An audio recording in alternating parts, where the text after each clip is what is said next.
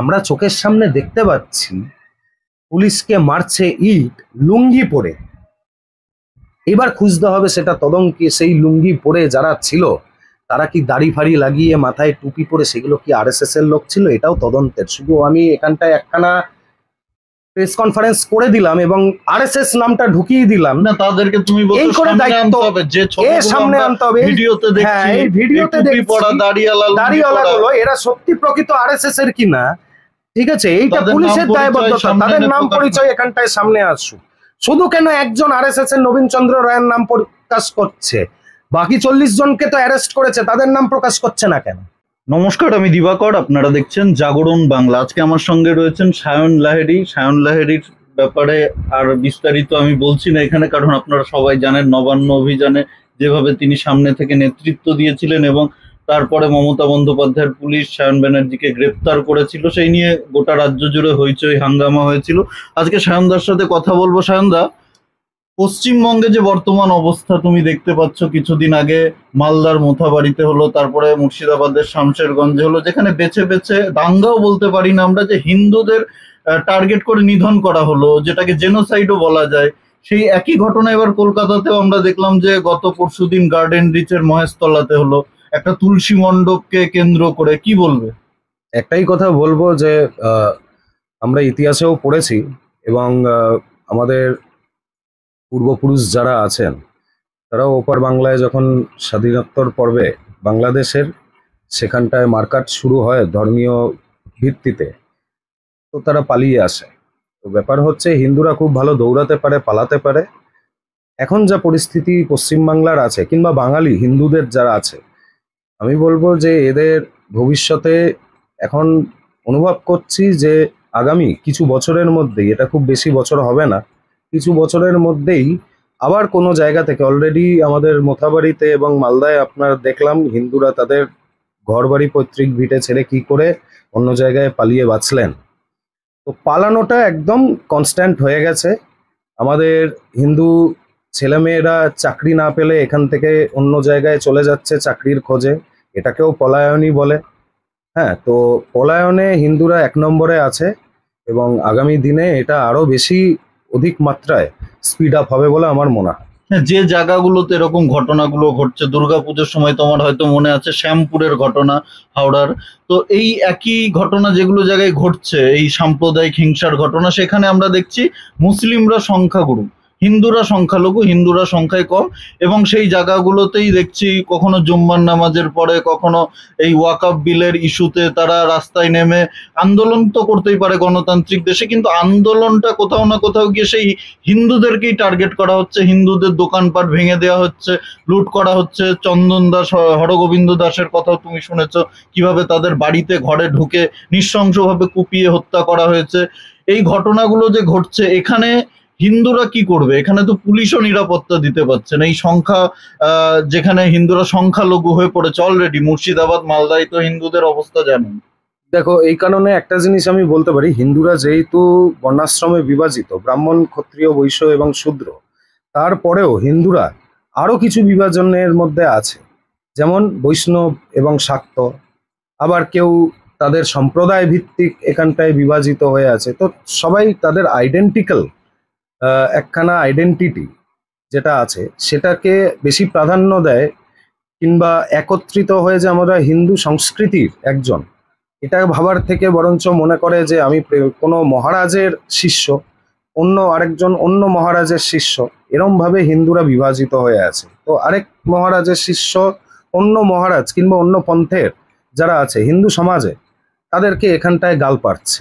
তো এটা আজকের নয়, এটা দীর্ঘদিন ধরে হিন্দু সনাতনের যেহেতু কোনো একটা বই নেই, আমরা দেখতে পাই যারা এখানটায় অন্য সম্প্রদায়ের আছেন তারা একখানা বইকে ফলো করে।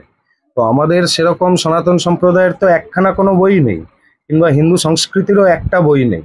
আমাদের বিভিন্ন মুনি ঋষিরা বিভিন্ন বই লিখে গেছেন এবং নানা রকম বিচার বই আমরা আছে। তো আমরা সেই ভাবেই আমরা তৈরি। তো কোনো রকম ভাবেই আদিগুরু শঙ্করাচার্য চেষ্টা করেছিলেন, তারপরে চৈতন্য মহাপ্রভু আমাদের এখানটায় চেষ্টা করেছিলেন এখানটায় ভক্তির মাধ্যমে কিন্তু সামহাও সেটা আজকের ডেটে দাঁড়িয়ে আজকে হিন্দুদের প্রতিটা পরিবারেই একটা করে বাচ্চাও খুব এখন কঠিন হয়ে যাচ্ছে। এখন অনেক হিন্দু আমাদের বয়সে যারা আছে তাদের হাতে যেহেতু কোনো অর্থনৈতিক শক্তি নেই, তার জন্য তারা পরিবার প্রতিপালনের দিকেও চিন্তা ভাবনা করতে পিছপা হয়ে যাচ্ছে। তারা ভাবছে আগে আমার খাবারটা জুটবে কি করে। এবং রাজনৈতিক সর্বস্ব পশ্চিমবাংলা দীর্ঘদিন ধরে আমরা দেখেছি, বামরা যখন ছিলেন তখন বাড়ির কোনো ঘটনা ভাইয়ে ভাইয়ে লড়াই হলেও সেটা লোকাল কমিটিতে গিয়ে পার্টি অফিসে গিয়ে এখানে সামলানো হতো। সেটারই একটা ট্র্যাডিশন আমরা এই সরকারের পক্ষেও দেখছি, যে আমার ছোট্ট একটা কোনো কাজ বাড়ির, হয়তো কলের কাজ, সেটাও যদি আমি করতে যাই, কিংবা আমার বাড়ির দালানটাকে একটুখানি সিমেন্টিং করব, সেটাও করতে গেলে আমার লোকাল জেলাতে কোনো পঞ্চায়েতের কাছে আমায় ধরতে হবে, তার পারমিশন নিতে হবে। তো এই রাজনৈতিক সর্বস্ব পশ্চিমবাংলার বাঙালিদের এই যে অধঃপতন, এই অধঃপতন একদিনে আসেনি। এর মধ্যে যারা রাজনীতি আছে, রাজনীতি করে, দেখুন আজকে ভারতবর্ষে এটাও দেখতে হবে, পার্লামেন্টে মুসলমানদের, আমরা বলি হিন্দু মুসলমানদের নিয়ে এখন খুব বেশি আলোচনা হচ্ছে, তো রিপ্রেজেন্টেশন কত আছে? রাজনৈতিক রিপ্রেজেন্টেশন ভারতের পার্লামেন্টে কত আছে?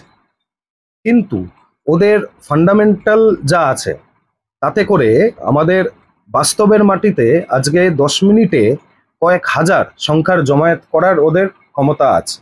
এই ক্ষমতাটা আছে তার কারণ ওরা ওদের ধর্মের প্রতি যথেষ্ট শ্রদ্ধাশীল। এবং আমরা আমাদের ধর্মটাকে আমরাও দুর্গাপুজোয় দেখেছি। আমাদের এখন দুর্গাপুজো কি হচ্ছে? আমাদের দুর্গাপুজো হচ্ছে কিছুটা ছুটি ঘুরতে যাওয়ার। 5 দিনের ছুটি পেল হিন্দুরা, তারা পরিবার নিয়ে অন্য জায়গায় চলে গেল। কিংবা যারা যুবক সম্প্রদায় আছে তারা কোনো ক্লাব কালচার, পাব কালচার এইসবের মধ্যে ঢুকে যাওয়াতে তারা বেশিরভাগ সময়টাতেই আনন্দ এবং ফুর্তি, কোনো আমাদের 12 মাসে যে 13 পার্বণ হয়, এই 13 পার্বণের প্রতিটা পার্বণকেই একরকম মদ খাওয়ার একটা লাইসেন্স এবং অধিকতর মদ খাওয়ার একখানা দিন বানিয়ে রেখে আমরা আমাদের ধর্মটাকে ঠিক ফুর্তি উল্লাস এর মধ্যে আমরা নিয়ে চলে এসেছি। আদপে ধর্ম একটি খুব স্পিরিচুয়াল এর মানে আছে আমাদের ধর্মের, মানে সনাতন ধর্মের একটা আধ্যাত্মিক বোধ আছে বলেই আজকে পৃথিবী যখন অন্ধকারাচ্ছন্ন ছিল, পৃথিবীর যখন আহ, সেখানটায় সমাজ ব্যবস্থার কোনো রকম ভাবে উন্নতি আমরা দেখতে পেতাম না, তারা যাযাবর তো সম্প্রদায়ের তুমি ছিল। যুব সমাজের এই অবক্ষয়ের কথা বললে, যে বাংলার বর্তমান যুব সমাজ বিশেষ করে হিন্দুরা হুম। আমোদ প্রমোদ ফুর্তি এগুলো ফুর্তিতে নিয়ে মেতে ব্যস্ত। রয়েছে, হ্যাঁ। মাদক দ্রব্য সেবন করছে। হুম। কিন্তু এই বাংলায় তো চৈতন্য মহাপ্রভু, স্বামী বিবেকানন্দরা জন্মগ্রহণ করেছেন। তারা যে ধর্মের পথ দেখিয়ে দিয়েছেন, তারা যে ধর্মের পথে চলেছেন, সেই প্রচার তো করছে বিভিন্ন রামকৃষ্ণ মিশন বলুন, বিভিন্ন মত বলুন, তারা প্রচার করছে। কিন্তু যুব সমাজ কেন সেই পথে চলছে না? তাদের এই হিন্দু ধর্মের পালনটা কেন আলাদা হয়ে যাচ্ছে? দেখুন এখানটায় আমাদের, মানে ভারতবর্ষ না, এটা গ্লোবালাইজেশনের পরে ওকিজম একখানা আপনারা শুনতে পারবেন। এই ওক হিন্দু বলুন কিংবা ওক লিবারেল বলুন, এই ওকিজম একখানা সাবজেক্ট হয়ে দাঁড়িয়েছে। আমরা হঠাৎ করে কিছু অল্পবিদ্যা ভয়ঙ্করী বলে আমরা বিদ্যায় মানে শিক্ষিত হয়ে নিজেদেরকে খুব বড়াই করে চলেছি।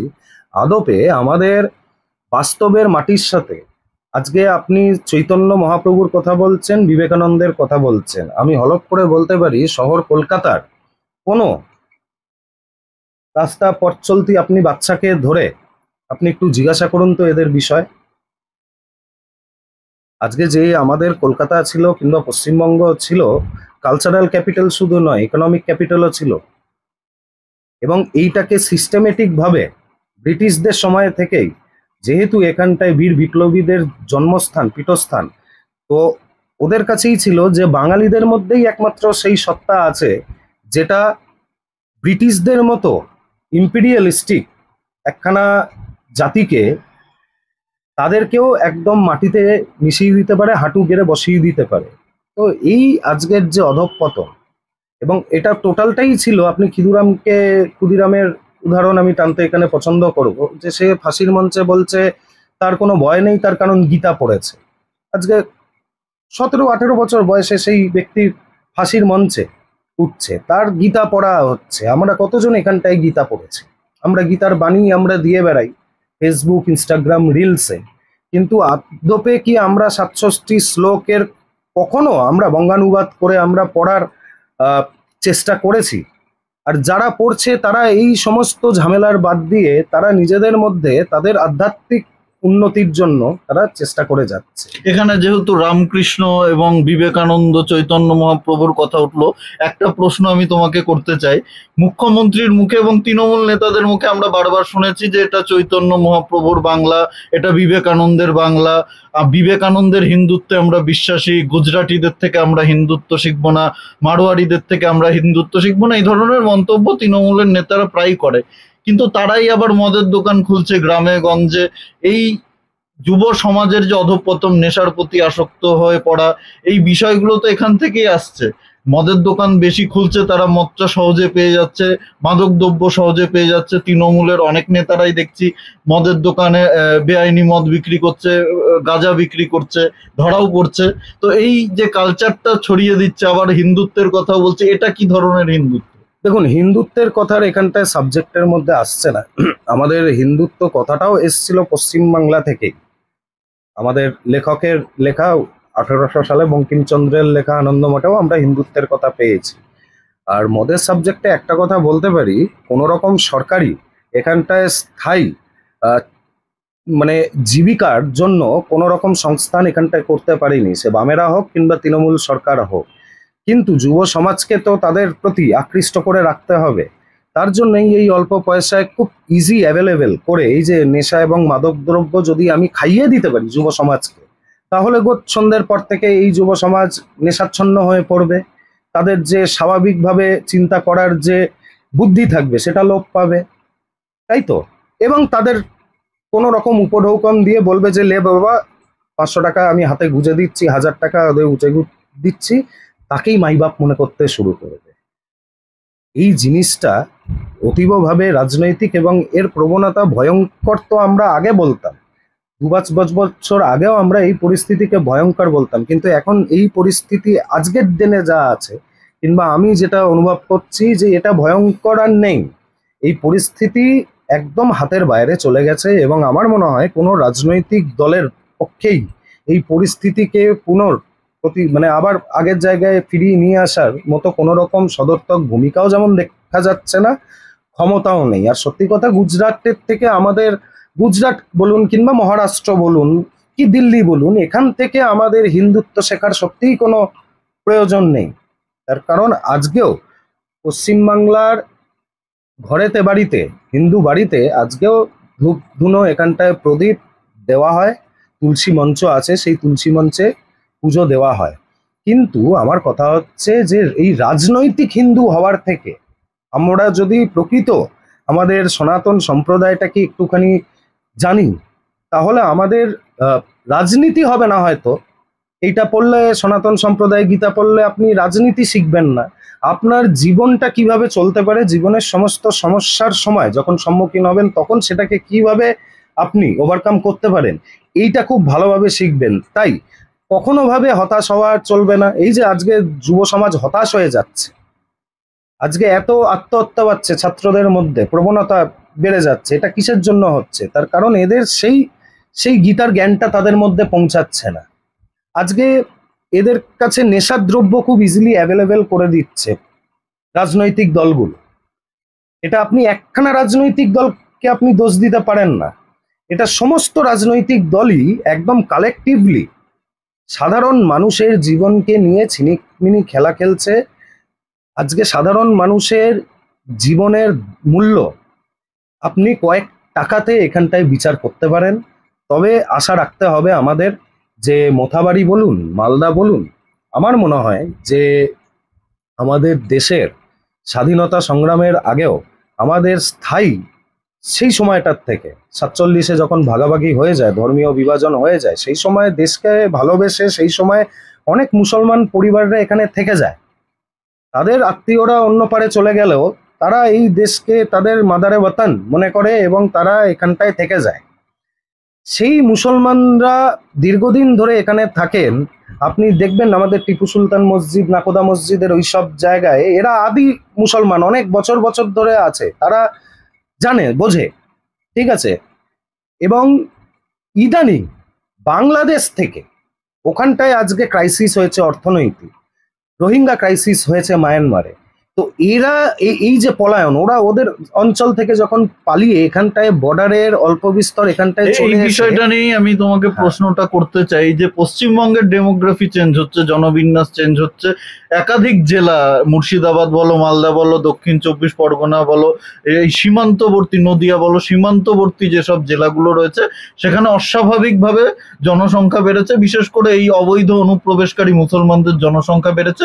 এবং খুব সহজেই আমরা দেখছি তারা Aadhaar card, voter card, ration card এগুলো পেয়ে যাচ্ছে 10,000 টাকা দিলে।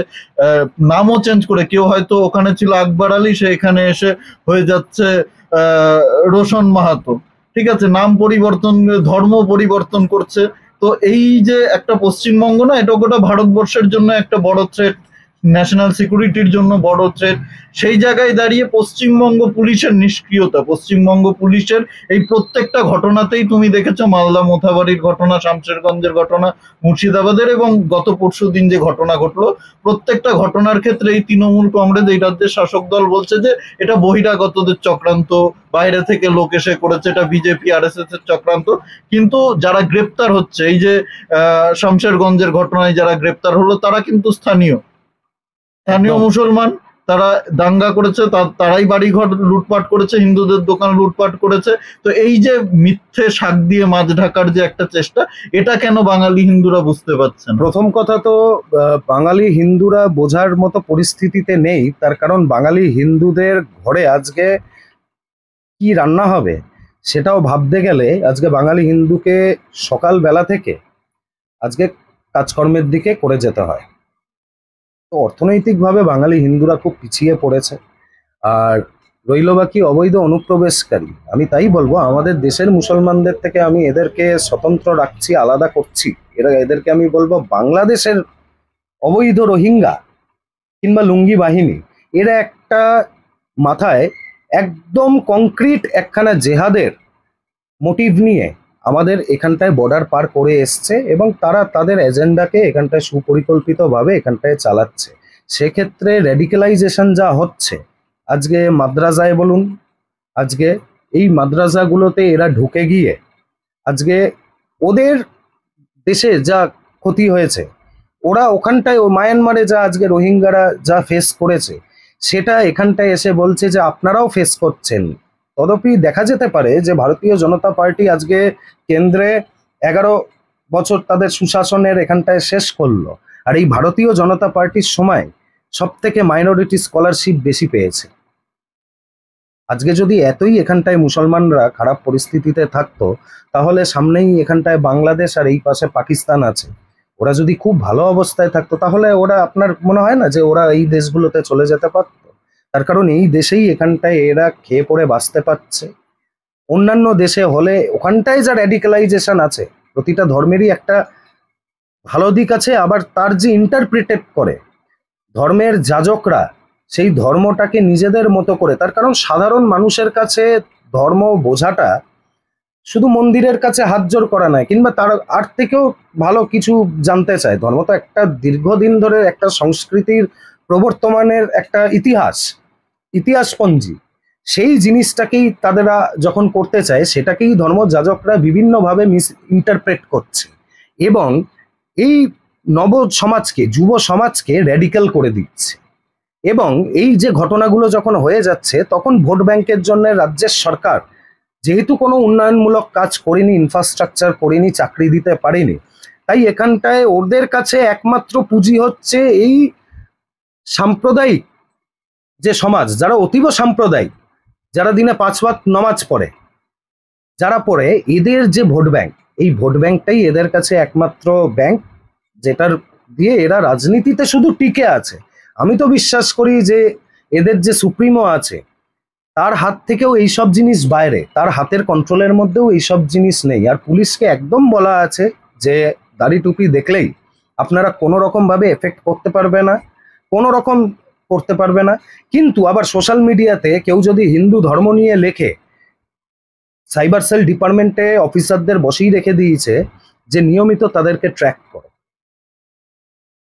এরকম একটা পরিস্থিতি হয়ে গেছে। এটা একটা এনার্কি আজকে হয়নি, মানে আজকের দিনেও ছোট ছোট এনার্কি আমি প্রতিটা জায়গায় দেখতে পাচ্ছি, ছোট ছোট ইয়েতে। কিন্তু যেহেতু কেন্দ্রীয় সরকারও একরকম আমি উদাসীন বলবো এই ক্ষেত্রে, তার কারণ ওরা বলছে শুধু আমাকে ভোট দাও, জেতাও, তাহলে আমি কাজ করব।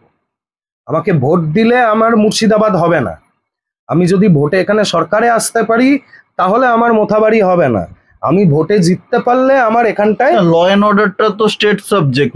রাজ্যের হাতে রাজ্যের প্রশাসন থাকে, পুলিশ থাকে, রাজ্য যেভাবে চাই নিয়ন্ত্রণ করতে পারে। এই ঘটনা থেকে আমরা দেখলাম গত পরশু দিনের যে মহেশতলার ঘটনা, সেখানে দেখছি পুলিশ সাদা রুমাল দেখাচ্ছে দাঙ্গাকারীদের, সাদা মানে স্যালেন্ডার করছে, এবং পুলিশকেও মারধর করে মাথা টাথা ফাটিয়ে দেওয়া হয়েছে। পুলিশকে অনুব্রত মণ্ডল গালি দিচ্ছে, পুলিশকে এই লুঙ্গি, তুমি যাদের কথা বললে তারা এসে লুঙ্গি পরা, টুপি পরা, এরা এসে পেটাচ্ছে, ইট মারছে, পাথর মারছে। পুলিশ নিষ্ক্রিয়, পুলিশ কোনো অ্যাকশন নিচ্ছে না।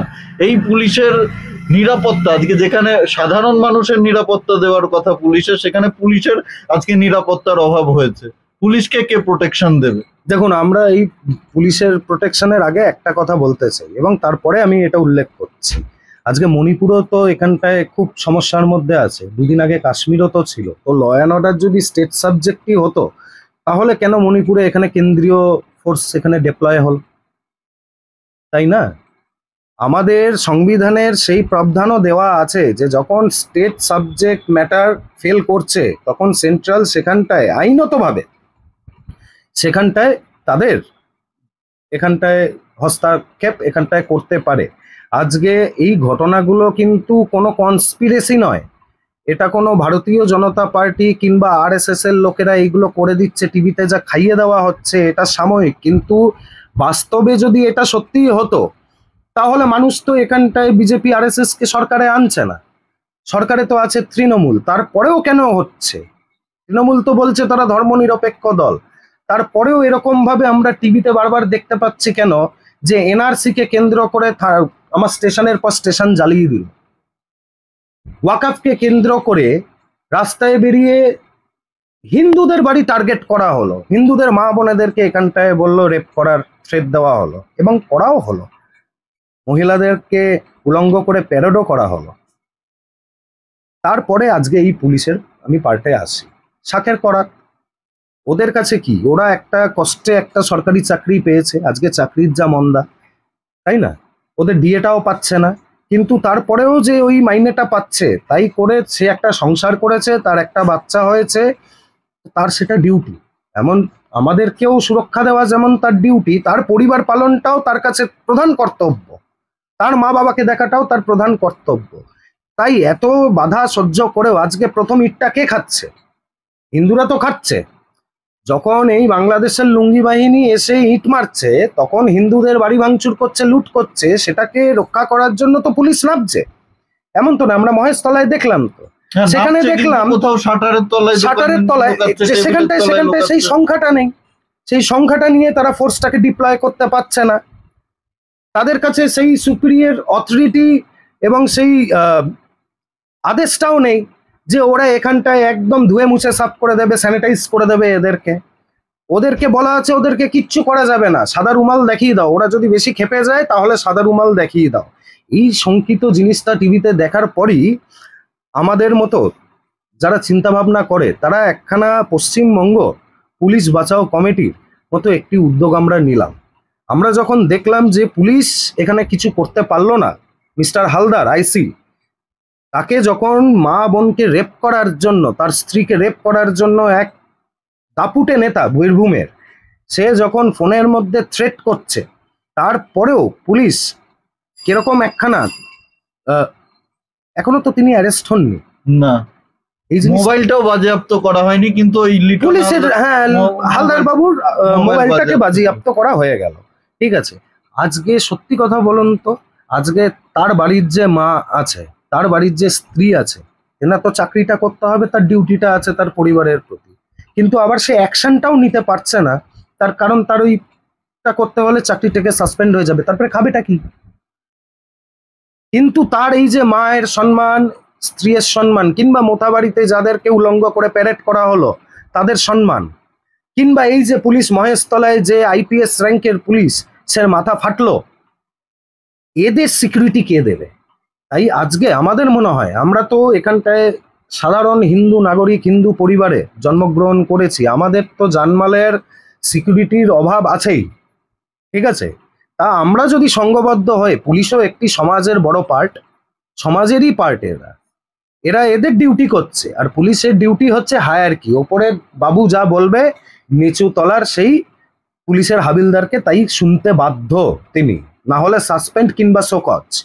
এরকম যদি পরিস্থিতি হয় তাহলে আমাদের তাদের পাশে দাঁড়ানো উচিত, আমাদেরকে সুরক্ষা দেওয়া উচিত, এবং সেই সুরক্ষা দেওয়ার জন্যই আজকে আমরা ভেবেছিলাম কিছুজন গিয়ে লালবাজারে অফিসারদের সাথে কথা বলবো যে স্যার, আপনারা যখন রাজনৈতিকভাবে আপনাদের হাত পা বাঁধা, আমাদের তো বাধা নেই, আমাদেরকে তো একে অপরকে দেখে রাখতে হবে, আপনি আমার সিকিউরিটি দেবেন এটাই আমি কাম্য, কিন্তু আপনিও দিতে পারছেন না, তখন আমরাই সংঘবদ্ধ হই, আপনাদেরকে মনোবল দেই, আপনাদের কনফিডেন্স বিল্ড আপ করি যে না স্যার, আমরা আপনাদের পেছনে আছি, প্রয়োজন হলে আমরা ভিক্ষা করে আপনাদের বাচ্চা যারা আছে, কত আছে পুলিশ, 1.5 লক্ষ পুলিশ আছে সাধারণ আমাদের এখানটায় ফোর্সের, রিজার্ভ ফোর্স আর এমনি ফোর্স মিলিয়ে কজন আইপিএস আছে, 200 আইপিএস আছে, আমরা ভিক্ষা করে, আমরা নিজেদেরও যখন অর্থনৈতিকভাবে আমরা লোকের কাছে আজকে হায়দ্রাবাদ চলে যাচ্ছি, এখানটায় অন্য জায়গায় একরকম ভিক্ষার জীবনই তো চালাচ্ছি, ভাতার জীবনই তো চালাচ্ছি নিয়ে, আমরাও সেখান থেকে আমাদের পেট কেটে আপনাদের পরিবারকে আমাদের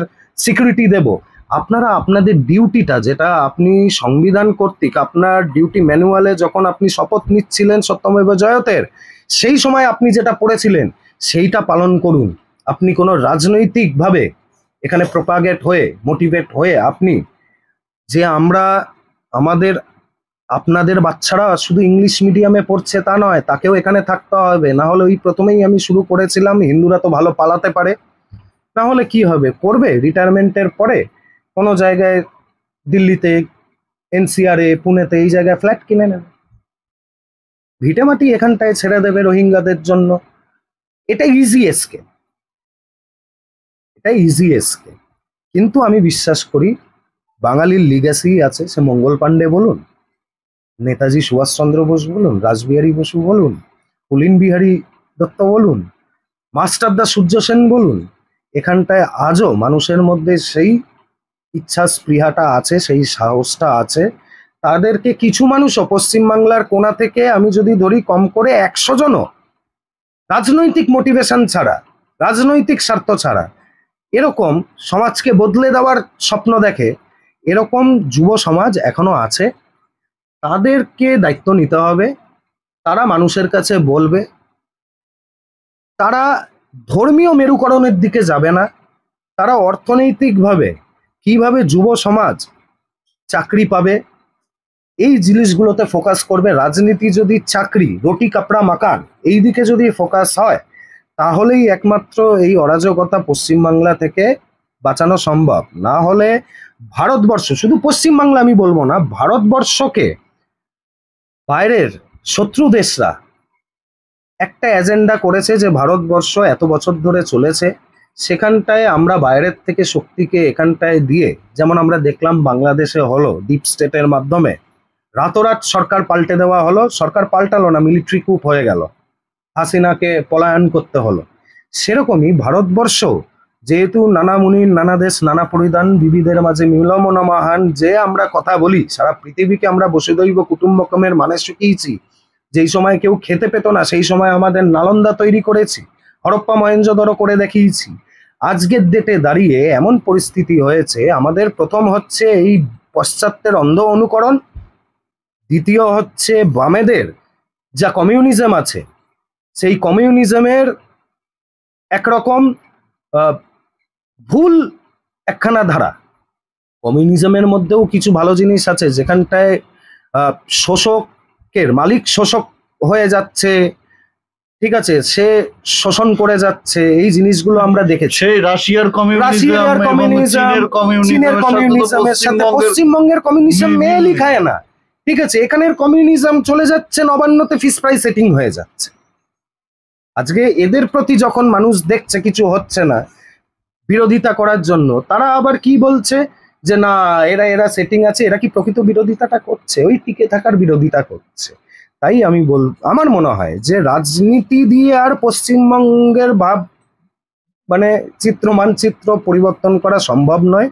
এখানে যেই যুব সমাজরা আছে, যেই যুব সমাজরা আজকে মা বাবাকে ছেড়ে, বৃদ্ধ মা বাবাকে ছেড়ে, যেই বৃদ্ধ মা বাবা সারা জীবন পেট কেটে তাকে পড়াশোনা করালো এখানটায়, তারপরে কোনো চাকরি পেল না, সে যখন চলে যাচ্ছে বাইরে চাকরি খুঁজতে, আজকে বাইরের লোকেরা যারা স্কিল লেবার আছে তারা এখানে কাজ পাচ্ছে না বলে যখন মাইগ্রেট হয়ে চলে যাচ্ছে অন্য জায়গায়, পরিযায়ী শিল্পী হয়ে যাচ্ছে, পরিযায়ী শ্রমিক হয়ে যাচ্ছে, এইটা যখন ওই পা থেকে বেরোচ্ছে, তার আগে তাদের একটু সচেতন হয়ে আমার মনে হয় যে আজকে আমি পা থেকে বেরিয়ে যাচ্ছি, কালকে আমি ফিরতে পারবো তো এই জায়গাটায়, এইটা একবার চিন্তা করে সামনের যে নির্বাচন আছে, সামনের নির্বাচন আমাদের, বলবো না যে হিন্দুদের শেষ নির্বাচন, এরকম হতে পারে না।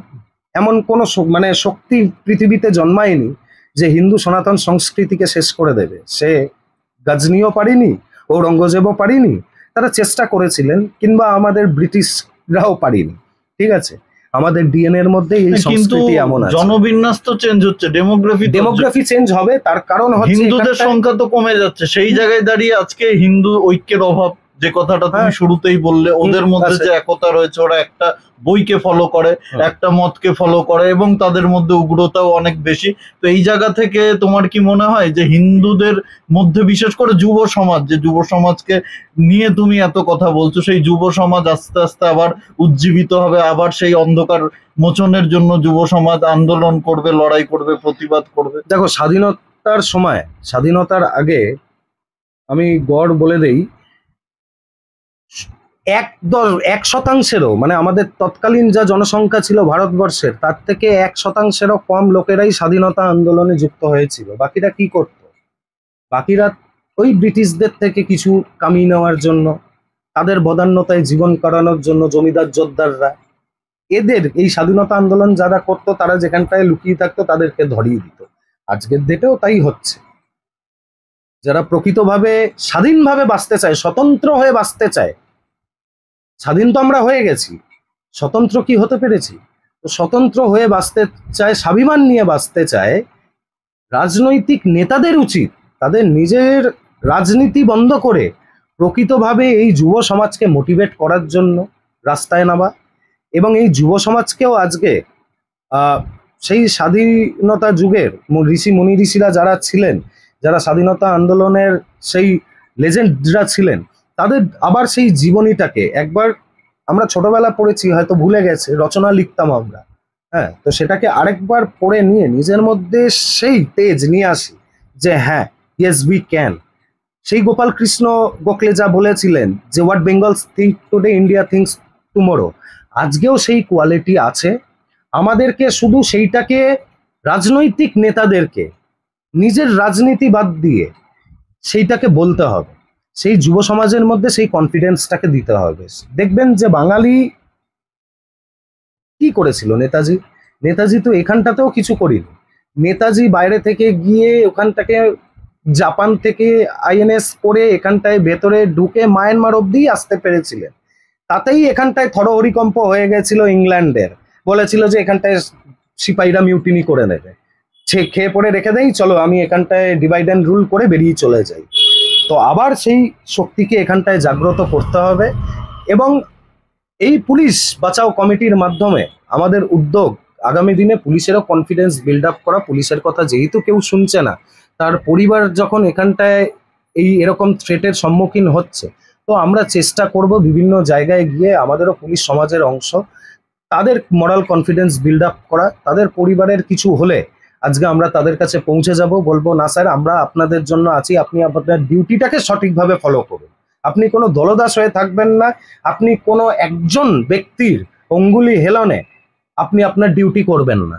যেটা সত্যি, যদি এখানটায় কোনো আরএসএস এর লোক কোনো দাঙ্গা উস্কানিতে এখানটায় সাহায্য করে, অবশ্যই তাকে তার লয়ের জায়গায় আনুন। কিন্তু আমরা চোখের সামনে দেখতে পাচ্ছি পুলিশকে মারছে ইট লুঙ্গি পরে।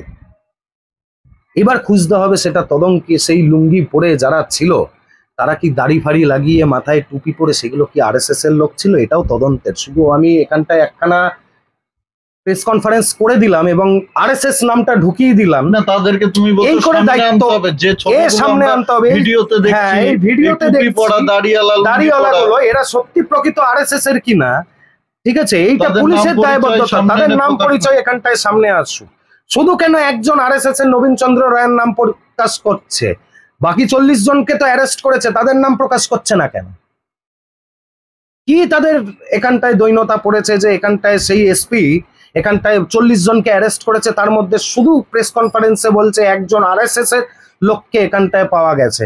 কেন আরএসএস এর লোকেরা এই রাষ্ট্র নির্মাণের জন্য কোনো কিছু এখানটায় সর্বস্ব ত্যাগ করে আজকে তাদের জীবন জীবিকা নির্বাহ সমস্ত সংসার ত্যাগ করে আজকে দেশ গঠনের জন্য, রাষ্ট্র গঠনের জন্য তাদের জীবনকে উৎসর্গ করেছে বলেই কি এদেরকে সফট টার্গেট করা হচ্ছে? 100 বছর আজকে আরএসএস এর রাষ্ট্রীয় স্বয়ংসেবক সংঘে চলছে। রাষ্ট্রীয় স্বয়ংসেবক সংঘ এমন একটি সংগঠন যেটা আজকে এই 100 বছর ধরে এমন কোন সংগঠন আজকে ভারতবর্ষের বুকে নেই যা আজকে বিস্তার করেছে, সমাজের জন্য হিতে কাজ করেছে কোনো প্রচার ছাড়া। 100 বছরে সিপিআইও ছিল, 100 বছর ধরে সিপিআইও ছিল। ঠিক বিপরীত পন্থে আমরা বাসবরাজকে দেখতে পাচ্ছি। ওরা লড়লো না সিস্টেমের সাথে, গণতান্ত্রিক প্রক্রিয়ায় ওরা কি অস্ত্র তুলে নিল? সেই 1925-এ আরএসএস গঠন, তার জন্যই আমি উদাহরণটা নিলাম, 1925-এই ভারতীয় কমিউনিস্ট পার্টি হলো, তার জন্যই আমি সেই বাসবরাজের কথা আজকে উল্লেখ করছি। তিনি কি করলেন? তিনি রাজনৈতিকভাবে লড়াই করলেন না, তিনি কি করলেন যেটা একদম সহজ উপায়, মানুষকে খেপিয়ে দিয়ে অস্ত্র ধরিয়ে দাও, দিয়ে রেভলিউশন করো, যেটা লেনিন সেই সময় করেছিলেন, তাই না? কিন্তু আজকে পশ্চিমবাংলার যা কালচার, শুধু পশ্চিমবাংলা না ভারতবর্ষের যা কৃষ্টি কালচার আছে, তার সাথে এই কারণেই বাসবরাজরা কোনোদিনও সফল হবে না।